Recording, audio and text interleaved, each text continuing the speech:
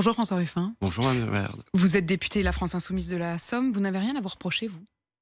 Je pense que tout le monde a quelque chose à se reprocher. La sainteté, ça n'existe pas.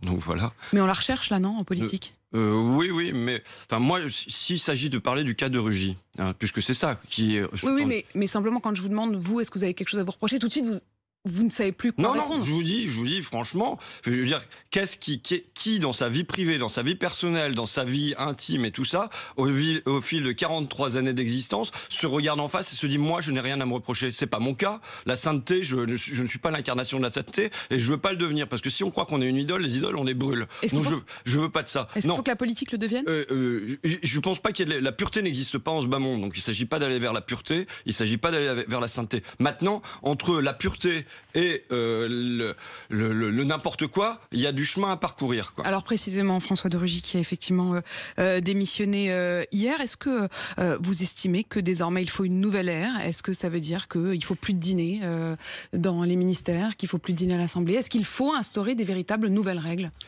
Je vais vous dire, moi, la nouvelle qui me préoccupe ce matin, c'est pas François de Rugy, Elisabeth Borne, ainsi de suite, c'est ça. Dans l'Arctique, le permafrost fond 70 ans plus tôt que prévu et c'est une catastrophe. Maintenant, c'est confirmé. Le climat n'a jamais été aussi chaud depuis 5000 ans. Donc ça, il y a la petite couche superficielle de l'actualité et il y a la réalité qui nous rattrape. Je veux dire, moi, je suis père de famille. J'ai 2 gosses. Ils ont 8 et 10 ans. Moi, je suis angoissé pour mes gamins. Quelle planète je vais leur laisser? Je sais que vous êtes mère de famille. Peut-être que vous êtes angoissé pour vous, mais vous devez l'être aussi pour vos gosses. On est en train de crever.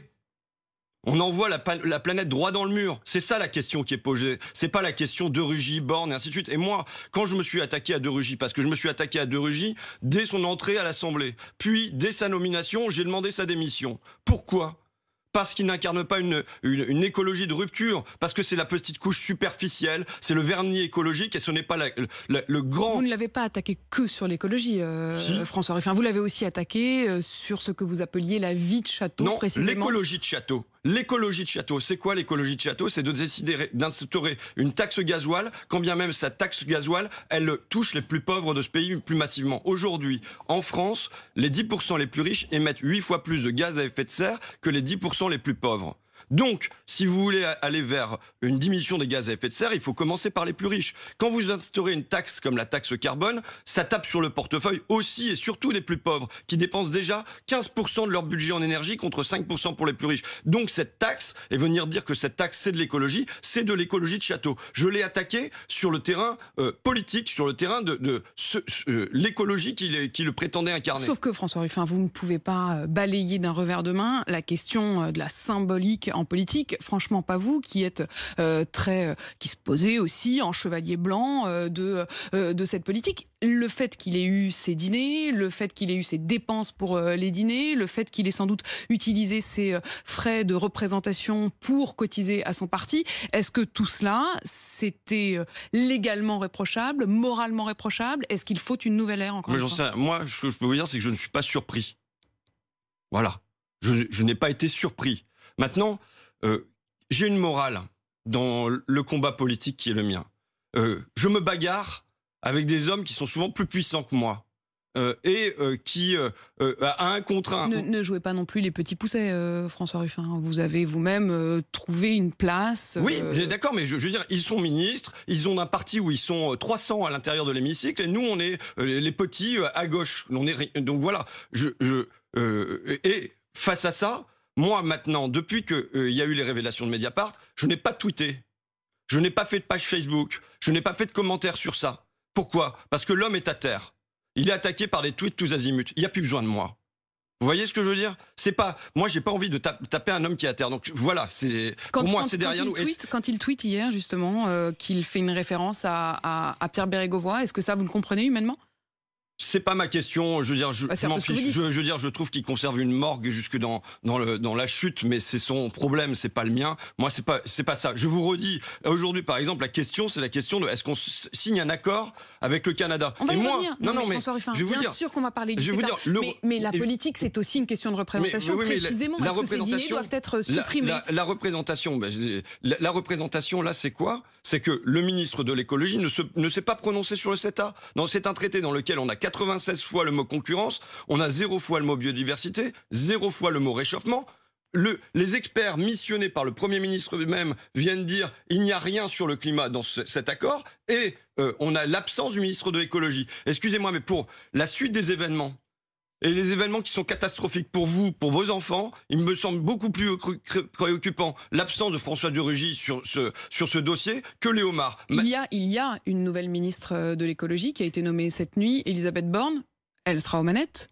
Oui, je veux dire, déjà, la nomination de François de Rugy démontrait qu'il n'y avait pas d'ambition pour l'écologie du côté de Macron. Mais il n'y avait rien dans le programme de Macron sur l'écologie. Donc ça lui est venu après. Bon, tant mieux, tout le monde peut avoir des révélations. Mais on a désormais une nouvelle ministre qui n'a jamais prononcé un discours sur l'écologie. Là, il faut voir qu'aujourd'hui, pour être ministre de l'écologie... Vous ne lui faites pas confiance pour être une bonne ministre de l'écologie? Non, absolument pas. Parce que pourquoi? Parce que pour être ministre de l'écologie aujourd'hui, il faut être animé par une foi et par une fougue. Contre les lobbies.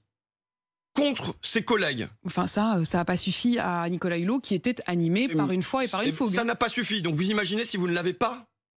Et face au ministère de Bercy. Pourquoi? Parce qu'aujourd'hui, tous les dossiers devraient passer par le ministère de l'écologie. Tous les dossiers. Aujourd'hui, tous les dossiers passent par le ministère de l'économie. C'est l'économie qui prime en permanence. C'est la croissance. C'est le nombre de milliards et de millions et d'euros et de dollars. Mais aujourd'hui, ce qui devrait peser, c'est qu'est-ce que ça fait pour le réchauffement climatique. Il est évident que Elisabeth Borne n'est pas animée par ça.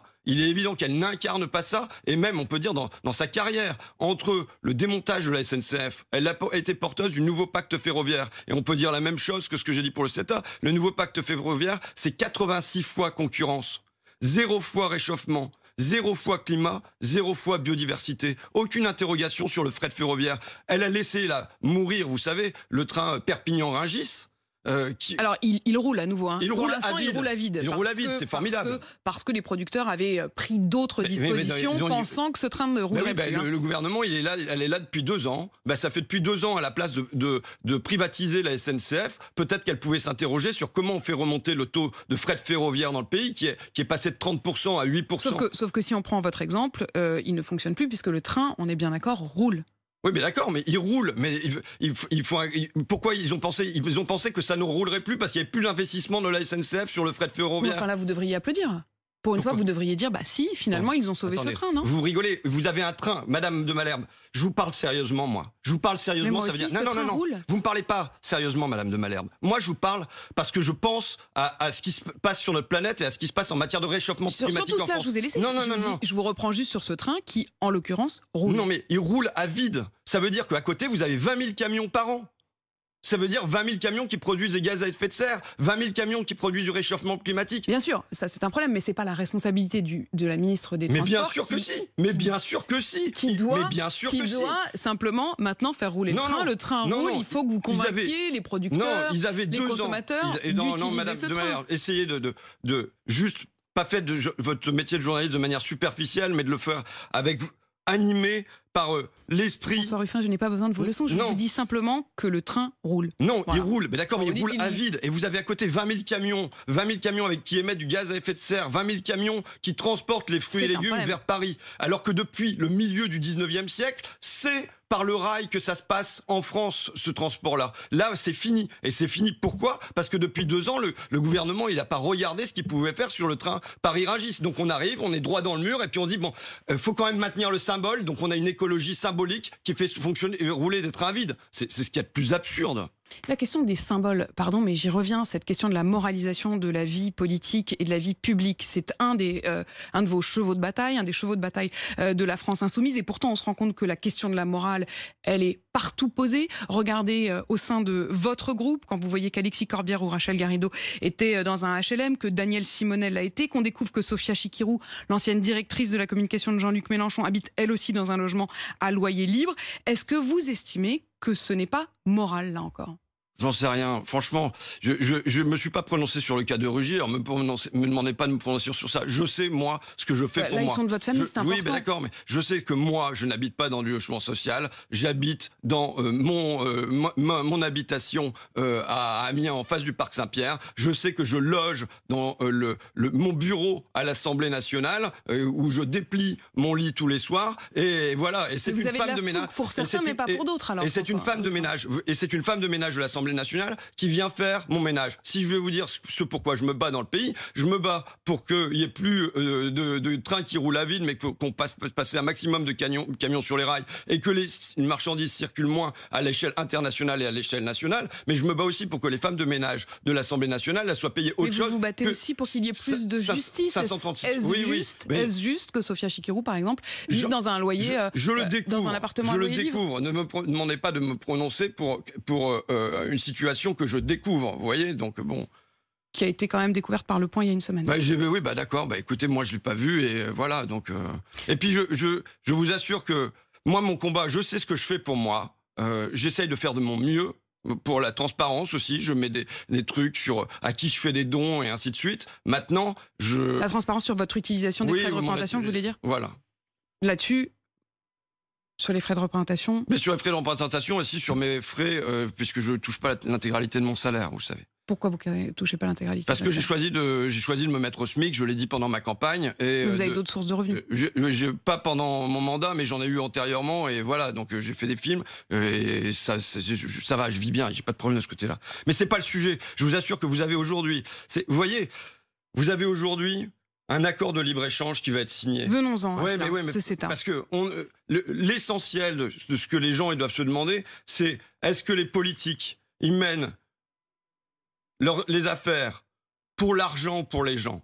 Et on est dans un pays où les affaires sont menées pour l'argent et pas pour les gens. François Ruffin, sur ce CETA, vote effectivement à l'Assemblée aujourd'hui, qui se prononcera sur la ratification ou non du traité qui, pour une grande partie, est déjà en réalité en action. Le gouvernement dit, par la voix notamment de Jean-Baptiste Lemoyne, qui était mon invité sur RMC ce matin, que le CETA a des effets positifs pour nos agriculteurs, pour nos exportations agricoles, exportations vers le Canada qui ont augmenté de 6% depuis 2017 et de 19% pour les produits laitiers. Bon, d'abord, la question c'est de savoir qu'est-ce qu'on va avoir dans notre assiette demain. D'accord? Et ce qui est autorisé au Canada, ce sont des farines animales faites avec des os, faites avec des plumes, faites avec des poils. Voilà, on les déshydrate et on fait des farines animales avec tout ça. On nourrit les bovins avec tout ça et on va envoyer ça en France alors que c'est interdit pour les agriculteurs français. C'est autorisé pour nourrir les poissons en Europe. Oui. Vous avez 46 pesticides, dont l'atrazine, contre lesquels on s'est battu parce qu'elle pollue les rivières et qu'elle peut filer le cancer, qui sont autorisés au Canada et qui sont interdits en France. On va importer des produits qui contiennent ça. Voilà. C'est ça aujourd'hui la réalité, c'est-à-dire, y compris le Premier ministre a demandé à une commission qui s'appelle la commission Schubert un rapport, qui a produit un rapport et qui dit le risque c'est une harmonisation vers le bas.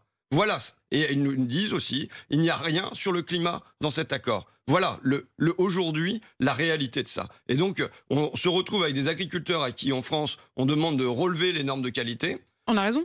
Bien sûr qu'on a raison. Et moi, je suis pour la fin du glyphosate, par exemple. Mais comment vous voulez instaurer la fin du glyphosate en France et en Europe si jamais, dans le même temps, vous autorisez des produits non seulement avec du glyphosate, parce qu'au Canada, c'est déjà autorisé jusqu'en 2030, mais avec 46 pesticides supplémentaires, avec des antibiotiques activateurs de croissance, avec des OGM et avec des farines animales. Tout ce qui est interdit en France. Voilà, c'est une concurrence déloyale qui est imposée. Sur la question de l'exportation, est-ce que malgré tout, vous vous dites il faut qu'il y ait des marchés et forcément, du coup, ça rentre, ça sort? Non, je suis contre. Je suis contre. On ferme les frontières? Je suis pas pour. Vous savez, entre fermer les frontières et les ouvrir tous azimuts, il y a une marge de manœuvre qui est quand même importante. Bon, enfin, vous dites je suis contre, ça veut dire on les ferme, quoi. Non, ça veut dire en tout cas, je signe pas pour qu'on ouvre davantage. Oui, je pense que le grand déménagement du monde, ça suffit. Et quand on nous dit, voyez, ces produits-là, ils ne pourront pas rentrer dans les ports français. Dans les ports français, il y a un conteneur sur 5000 qui est ouvert. Et de la même manière que sur le textile, on n'avait pas à aller regarder si, à partir des années 80, c'était des enfants et s'ils avaient le SMIC, et si tout ça, qui avec les t-shirts et ainsi de suite, qui venaient du Bangladesh ou du Vietnam, et ben de la même manière, aujourd'hui, nous aurons l'impossibilité de contrôler les nourritures et les marchandises qui proviendront du Canada et qui demain proviendront du Mercosur. François Ruffin, un mot sur les questions de sécurité. Le 14 juillet qui a été marqué par un certain nombre d'incidents, le président qui a été hué sur les Champs-Élysées. Est-ce que vous condamnez ces huées et ces violences? Je condamne les violences, je condamne pas les huées. Pourquoi? Parce que les huées sont une forme d'expression populaire.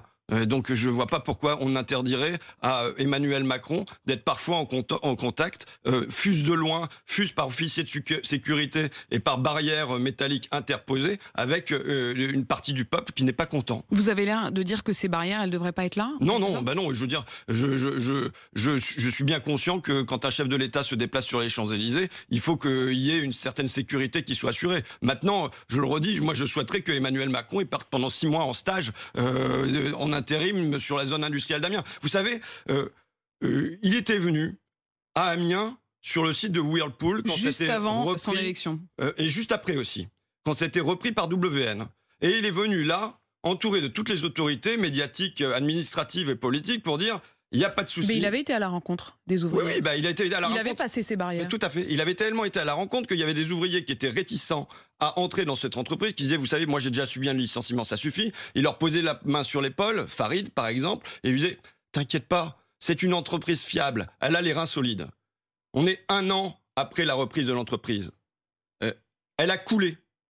De 180 salariés, on va passer aujourd'hui à 40 avec ça veut dire que non seulement il est venu faire des promesses aux gens qui n'ont pas été tenues, mais surtout, l'État n'a pas rempli son rôle. L'État a à nouveau trahi, là en l'occurrence, les ouvriers. Pourquoi?